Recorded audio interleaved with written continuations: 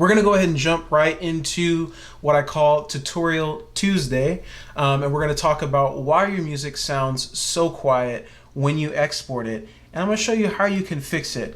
But let's run that intro.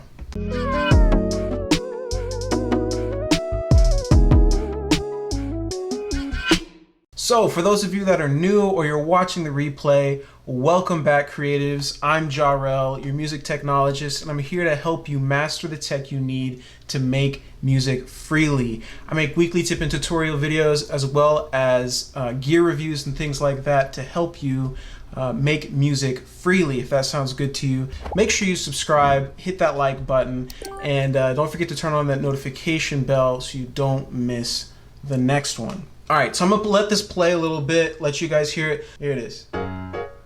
Cool.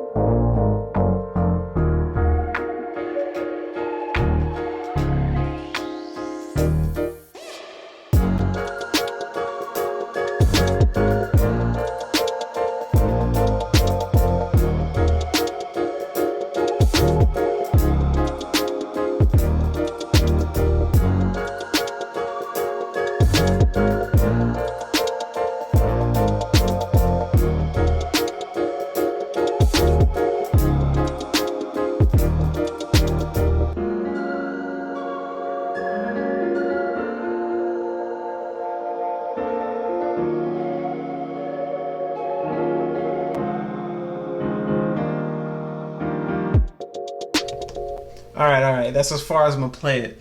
But yeah, I feel pretty good about this one. I cooked this up in about 3 days straight. It was refreshing to get to do this. But about this mix, so let's go over to this mixer tab. This is the main reason that you're not getting your tracks to export sounding, the right volume. If it sounds really quiet, you're like, why aren't the drums hitting the way they're supposed to? The main thing is all the music you've been listening to in your streaming services, your favorite songs, they've been mastered. And mastering is kind of a complex art, but basically the end goal of mastering is to have your track hit zero decibels, 0.0, without clipping. And you want it to, you want to have everything, kind of reach as high as you can without getting any distortion, any artifacts, any things like that. And so I'm not going to teach you full on how to master today, but what I am going to go over is just the basics, the beginning steps of how to make sure you're getting good volume every time. So let's start with this. My drums, which I believe are in bank 1. Yep. All right. Your drums are the main culprit. If you're going through and you're making your track and you're already clipping, chances are it's your drums. So what you want to do is make sure your kicks are, loud enough but not too loud. All right, so I will just solo the kick over this portion right here, and you can kind of hear. Well, let's just solo the whole drum set. Here we go.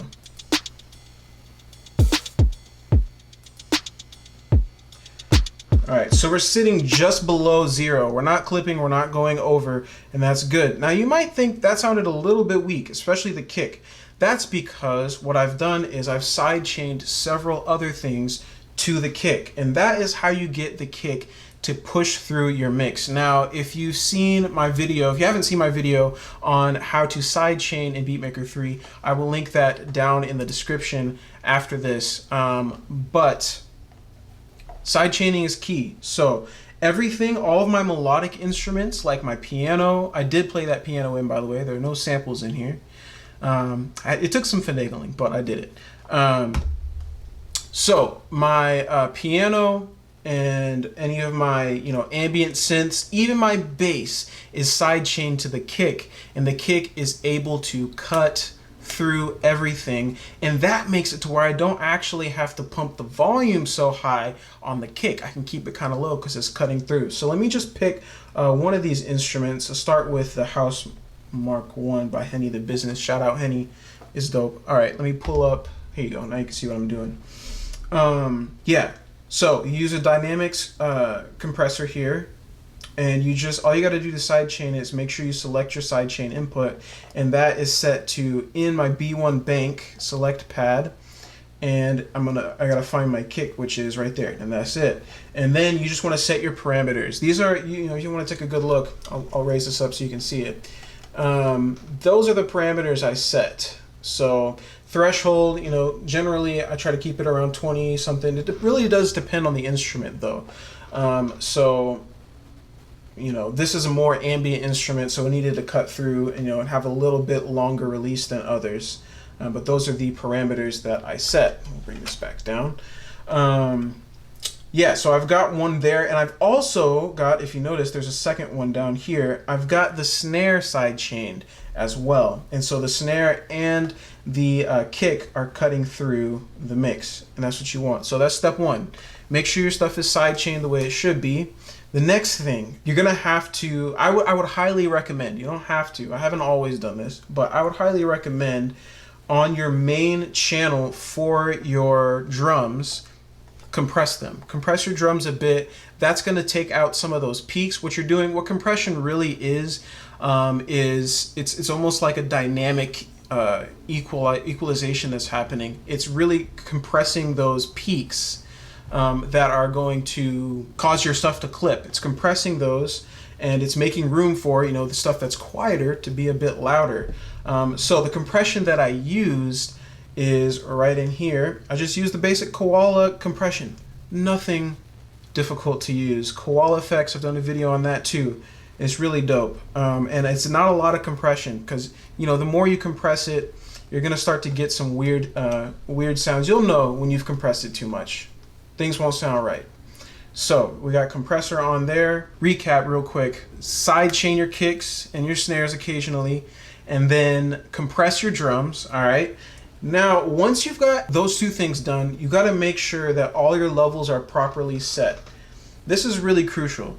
Any self-respecting mastering artist would tell you your mix should sound solid before you ever get ready to touch mastering. And that's 100% true. Make sure your levels are set properly. You're not trying to fix your mix in your master. You're trying to have a solid mix first and then come back to mastering. So make sure you've got your levels set. I've got my levels set the way I want them. It's really just as simple as placing your faders. Listen, use your ear. If something's too loud, bring it down.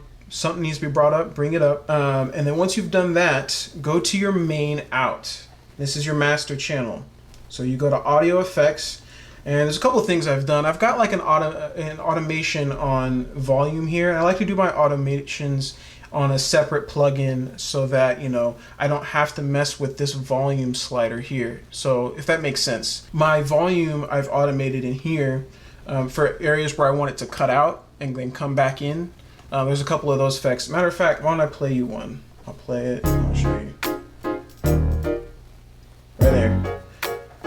So that's another quick tip. If you need to automate a cut, you can definitely just use like a saturator, which I haven't done any saturating, and I just did a cut using that automation. Okay, so Pro Q3. Now this is just a fancy EQ. I highly recommend all of the FabFilter plugins when it comes to mixing and mastering. They are solid. I haven't used anything on the iPad that's as good as them.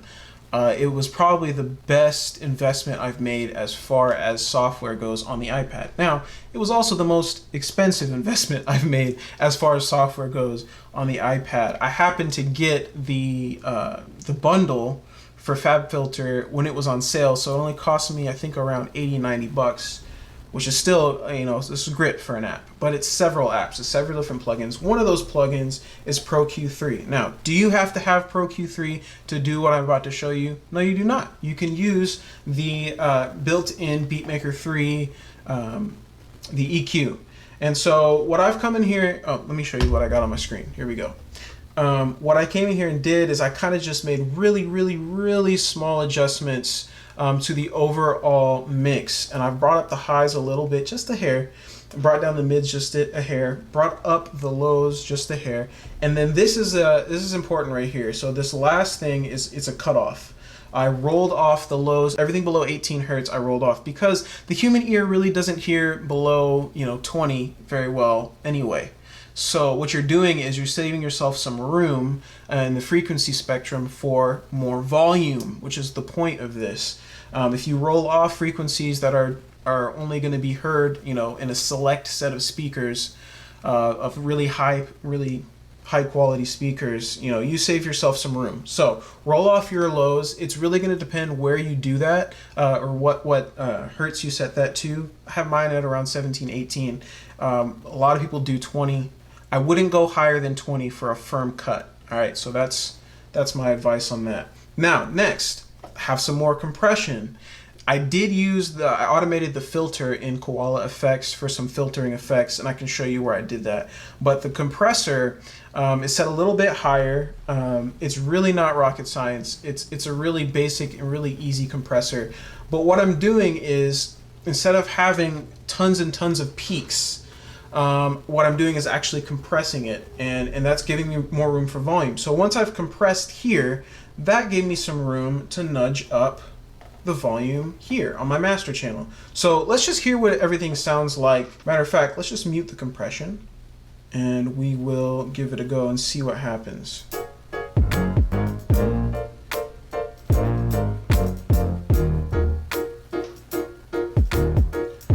I don't know if you can see that, but we're actually peaking around 3.2 decibels, so we're not anywhere near zero. Now, when you're checking for levels, you always want to check at your highest, you know, your hypest section where you have the most things at the same time, because that's where your volume is going to be the highest. So let's hit the chorus section.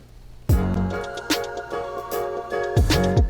right, we're peaking at about 1.8.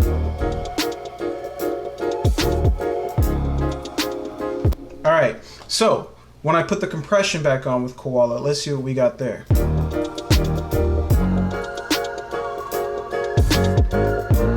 All right, we're peaking at about negative 0.6, which is just below 0.0. Sometimes it's, you know, I would kind of try not to hit right on 0.0, because, you know, you might accidentally, you know, pop above it. Benjamin, definitely thank you for, you know, helping the folks out in the chat. Koala Effects, I have had the exact same problem that you're mentioning, where sometimes it loses the settings. Yeah, what I would do, what he's alluding to is, when you use Koala Effects to do anything in your session, make sure you save a preset on what you did. Once you've got everything set the way you want, before you exit out of Beatmaker 3 or whatever it is you're doing, just save a preset so that in case anything happens, you can reload exactly what you had there. Should you have to do that? No, but unfortunately sometimes these things happen. Stability is, you know, the one factor about iPad music production that has to improve. In the meantime, protect yourself, protect your music. All right, so that's the majority of it right there. That wasn't too complicated, right? So let's just recap. The first thing is, put some attention on your drums. Make sure that you've sidechained your kick, sidechained your snare. I can't tell you how many mixes I've heard of people's music when I listen, you know, people that are maybe new to music production. Everything sounds great. They got great instruments and everything, but the drums just aren't hitting, and it's because nothing's sidechained. They're getting buried by all the harmonic and melodic material. Do yourself a favor, sidechain. All right, so we got sidechaining. Compress your drums, okay? Compress your drums. That's another one. All right, number 3, do some EQing on the master channel.